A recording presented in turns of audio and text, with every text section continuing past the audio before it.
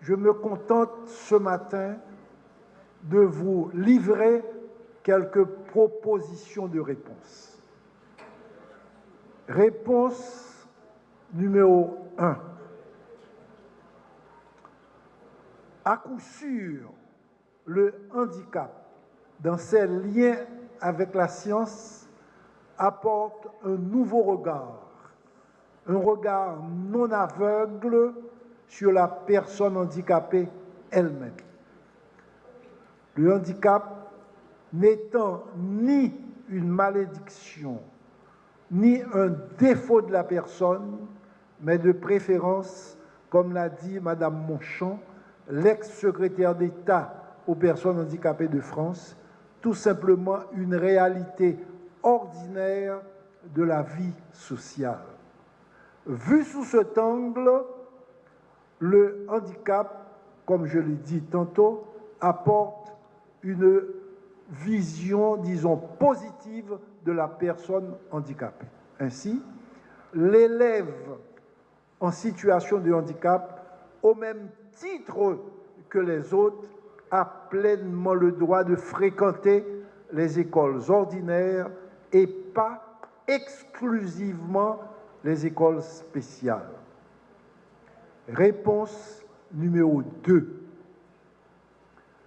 Cause handicap là, sont capables de porter, on dit plus, dans le curriculum de formation maître, professeur.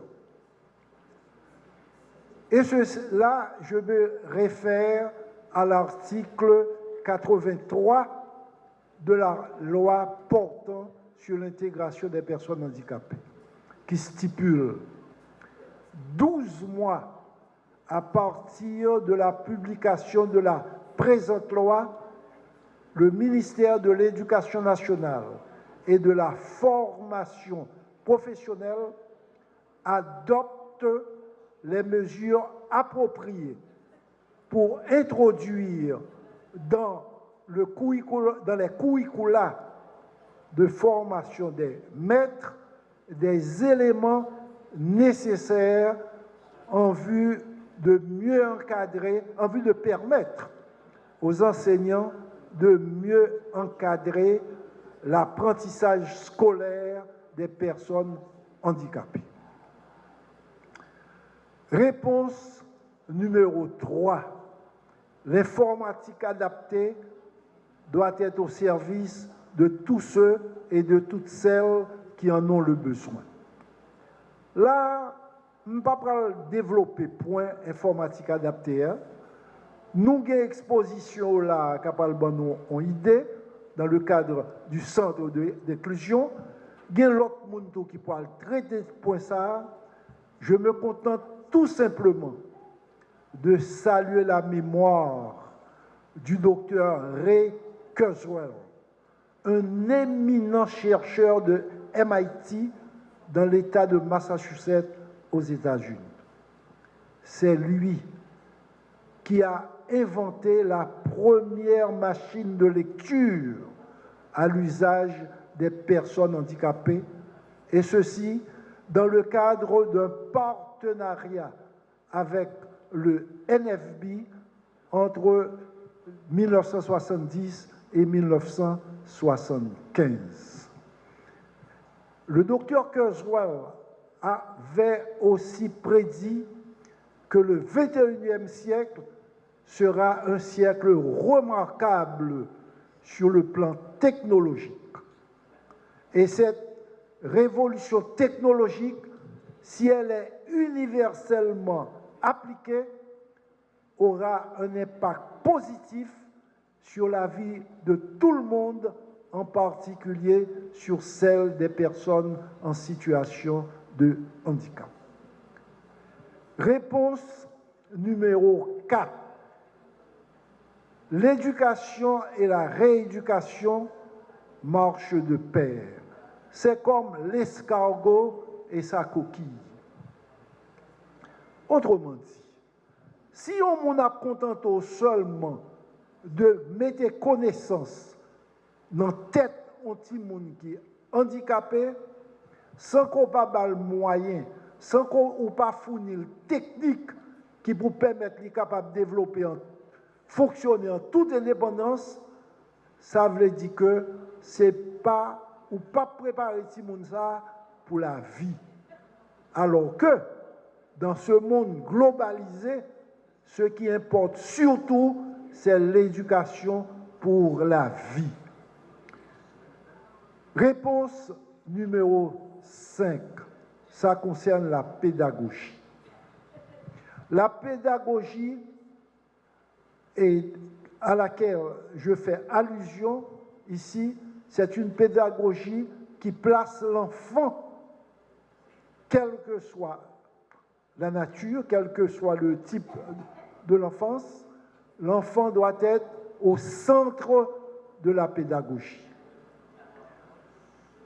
À part cela, cette pédagogie doit s'adapter aux différents rythmes d'apprentissage. Parce que tout le monde pas apprendre avec même vitesse. Là. Or, comme l'a dit quelqu'un, l'école de la République doit être l'école de tous les enfants de la République. Réponse numéro 6.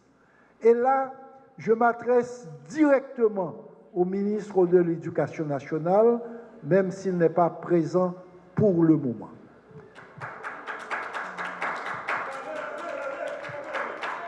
Et ceci sont points qui lui est très, très cher. Le ministre a parlé de 12 mesures administratives pour consolider le système éducatif haïtien. Mais d'accord. Mais moi-même, je propose 5 autres mesures pour que l'approche soit vraiment inclusive.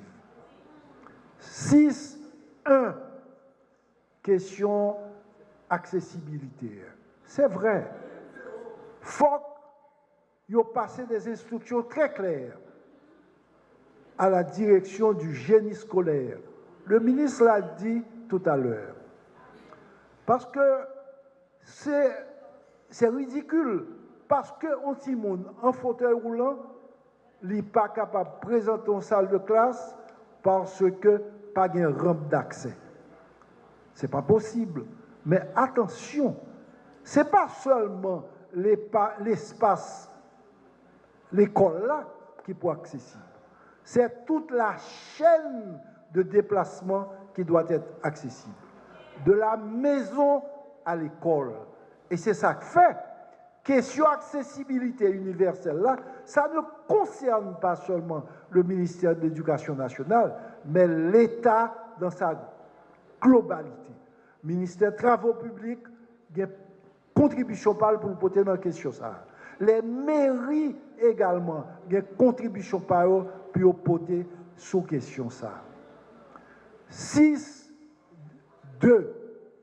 Question de direction spéciale et inclusive que le ministre a parlé tout à l'heure. En 2015, il a fait mon primeur, je me suis rappelé ça. Là, nous avons discuté que faut Casas vienne en direction de l'éducation spéciale et inclusive. Je suis bien content d'entendre que le soit rappelé que dans le prochain organigramme, il y a pas appliquer ça. Donc, je le souhaite. 6.3, question de sensibilisation. Il faut que le ministère de l'Éducation nationale et le gouvernement dans sa globalité, il faut que lance une grande campagne de sensibilisation sur les droits et la dignité des personnes handicapées. Et ceci en conformité avec l'article 82 de la loi portant sur l'intégration des personnes handicapées. 6.4, question de transcription des livres braille, des livres scolaires en écriture braille. Il n'est pas normal que si mon aveugle là lui-même est bien content de dire publiquement à l'occasion du 31 mai, journée caribéenne des non-voyants. il faut que Timoun qui est aveugle là, il est capable d'utiliser les livres scolaires, mais en écriture braille. Transcription de livres, ça, il y a plusieurs institutions dans le pays qui sont capables de faire, y compris la Société haïtienne d'aide aux aveugles. Nous faisons déjà, nous habitués à faire, donc nous dit ministère de l'Éducation nationale, contactez-nous, ça capable, et dans le centre d'inclusion que M. Génard Joseph lancé, il est capable de réaliser pourvu que vous équipé. 6.5, c'est question langue des signes. Chers amis, écoutez.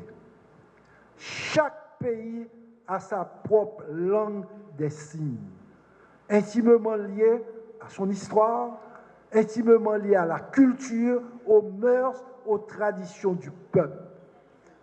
Colombie a une langue des signes, la France a une langue des signes, eh bien, il est temps pour que Haïti ait une propre langue des signes. Pour cela, ce que j'aurais souhaité, je souhaitais que BCF, ministère de l'Éducation nationale et l'État dans son ensemble, à un moment donné, à prendre initiative pour mettre sous pied une commission de recherche et de codification de la langue des signes d'Haïti. En résumé, chers amis, face à la question posée, qu'est-ce que le handicap peut apporter au système éducatif haïtien? J'ai proposé ce que je pourrais appeler les 10 propositions de rupture. À la vérité, avec ces 10 propositions de rupture, ce à quoi nous rêvons, c'est de pouvoir introduire dans le système éducatif ordinaire de nouvelles pratiques éducatives. En d'autres termes, des pratiques éducatives inclusives.